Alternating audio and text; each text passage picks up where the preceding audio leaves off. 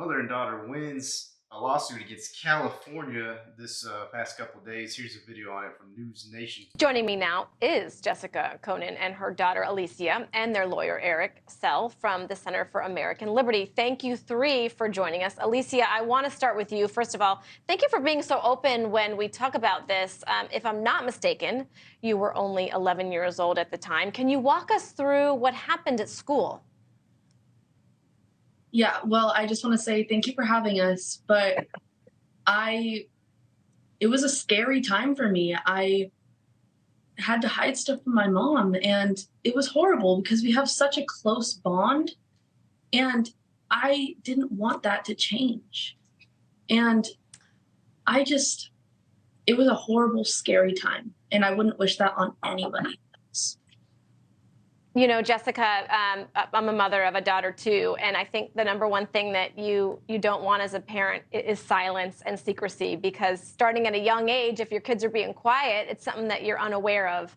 What was that like for you at that time, and were the counselors who were talking to Alicia also talking to you? Well, for me, it was more so a triggering time because, like she said, our relationship has always been really close. And when you start noticing such a dramatic change, and even with her emotional status, a lot of things changed really rapidly, and it makes you really concerned as a parent. I did notice a lot when, she would get home from school that a lot of things were changing. And it was a really emotional and difficult time for us to try to work through. But ultimately, at the end, we did. And even though we've been through a lot, I would say that there's a lot of accountability on, people that my child trusted. Eric, I want to bring you in. I want to ask you, first of all, does this set a precedent for school leaders, counselors, administrators? And is it uncommon for counselors to say, you're safe here, you don't have to bring this home to your family? Is this really happening? Well, this settlement certainly sends a message, and this type of stuff is happening across the country, in schools across the country, in probably all 50 states. And it's tragic. It's horrific. Schools are encouraging kids to keep secrets from their parents. Schools shouldn't be doing that. Schools should be fostering a relationship between students and their parents and encouraging students to have strong family bonds. But instead, they're encouraging kids to keep secrets. And it's all rooted in policy. It's all rooted in policy that says that teachers are required to keep this stuff secret from parents unless the child tells them otherwise. But we all know that this is just a vehicle for ideology to infect our public schools. So we're hopeful that this settlement sends a message loud and clear to these school districts across the country. Message loud and clear, and it's heard. I wouldn't be surprised if parents start taking their kids out of public schools and start putting them in private schools, religious or non-religious. That would probably be the best move, in my opinion. I'm glad that they won the lawsuit. It's kind of a shame that the teachers are now infecting children's mind with this kind of thought. Makes zero sense. Why would you want to tell a kid that they're not a girl and they're a boy when they tell you that they're a girl? That's clearly what you're trying to push onto them without them wanting it. And since they're a kid, they're malleable.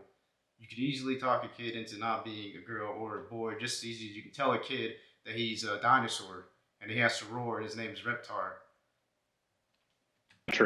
That if you socially transition a child in secret, there's a good chance you're going to get sued, and there's a good chance you're going to have to pay a lot of money because of it. Jessica, I certainly have younger parents, or younger children, rather. I'm curious how we got here. When you and I went to school, maybe it's because we didn't have cell phones, but we went to school to go to school. We were in and we were out, right? You didn't really dilly-dally. So what is it like now for parents out there who might not have kids that are Alicia's age?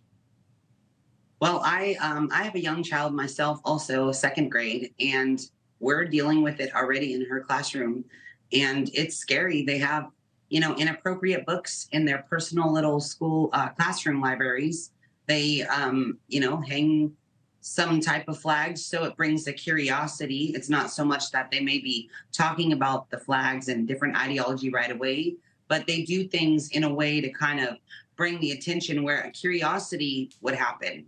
I feel that it's very dangerous for our young children, even in kindergarten, first grade, second grade. Right. I really pray for the parents to get involved in the schools, get involved in the classrooms, the teachers.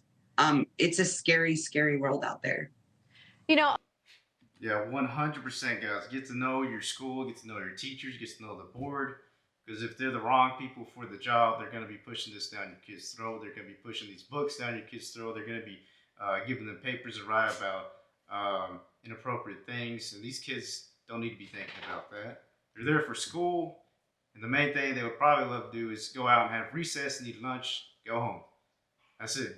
That's what I love, at least. Alicia, before I let you go, and I know you're at a new school now, probably in an environment where you feel more comfortable, but at the time, explain to us before we let you go, what you felt, what you were going through, and the pressures that maybe you wouldn't have had if there weren't an adult in the room. Well, like I've said before, it was horrible, but I was scared and I was confused. And overall, I had no idea who I was. I was completely Rightfully so, guys. When a teacher tells a kid, sit down, shut up, you do it. Because they're the teachers, they're authoritarian figures. stuck in an identity that was false. But as soon as I moved to a different school, I eventually learned that I was a girl and I was Alicia. And that's who I was. And that's who I always was. It was just masked with a false identity. Wow. This is what's to be expected nowadays with these woke liberal teachers coming into the classrooms saying that they're going to transition your kids without you knowing. There's nothing you can do about it. Come on, parents. We got to fight back. We got to take our kids out of these public schools and demand that they resign or get fired or something. Fox News put an article out about that lawsuit here recently. As of the 29th, California school district settles with mother after school transition daughter without her consent. I'm not going to allow this to keep happening to children, Jessica Cohen says. Here's a picture of the mother, the video. First on Fox, in what's been called a landmark victory for parental rights, a California school district has settled for $100,000 with the mother who said her daughter was socially transitioned to a boy without her parental knowledge or consent.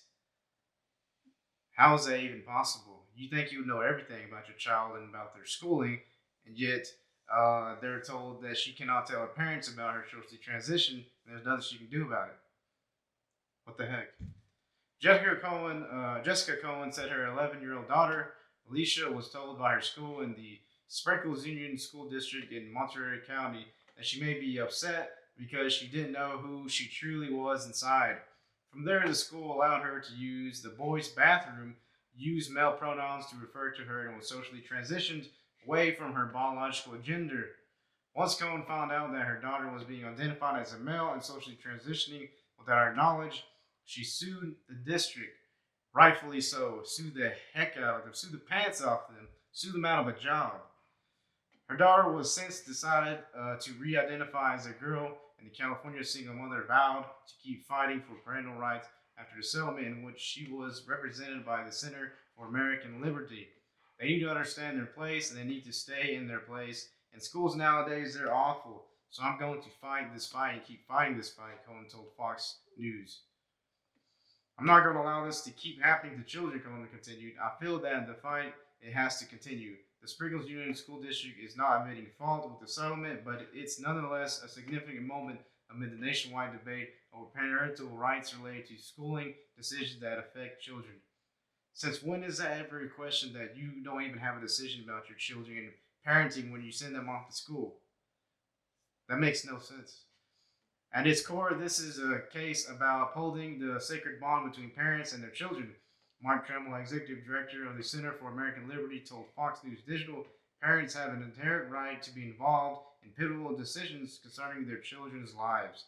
Cohen said she avoided pronouns at first, calling her daughter by terms such as sweetie and kiddo, instead of making a potentially offensive comment.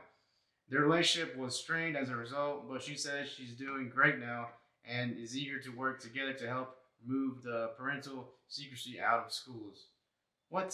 So you're a parent and you're tiptoeing around your kid by not referring to him as her or he? Like, what? What are you doing tiptoeing? Tell her she's a girl, and that's it. It's the end of it. Either a girl or you're a boy. There's no in-betweens. I think it took a lot of guts for both of us to be able to open up publicity and explain what's happening. Come and say, parents, be vigilant and know, pay attention. Those gut feelings you have, they're real. I feel like this just opened the doors. Ultimately, Conan feels she received justice with the settlement and hope other parents can learn from her experience. We definitely are going to be at peace and be able to try to move on from this. But parents, pay attention, ask the questions that are offered. Put yourself in uncomfortable situations because you don't know what someone's going through. You don't know what they're teaching in the schools anymore. Conan said, just be active in your kids' lives. Don't be scared to speak up. Come on, guys. Don't be scared to speak up. Don't be afraid to get to know your teachers because they have your children for about 8 hours out of the day, from 8 a.m. to maybe 3 p.m. That's a long time for these people to mold your children into a stranger, into someone who's violent, who speaks out against you and tells you that they're a girl or they're a male. Why? Because the teacher said I am. We can't be having that, people. Take them out of the public schools, defund the public schools, and kick them in the behind and get them away from this stuff.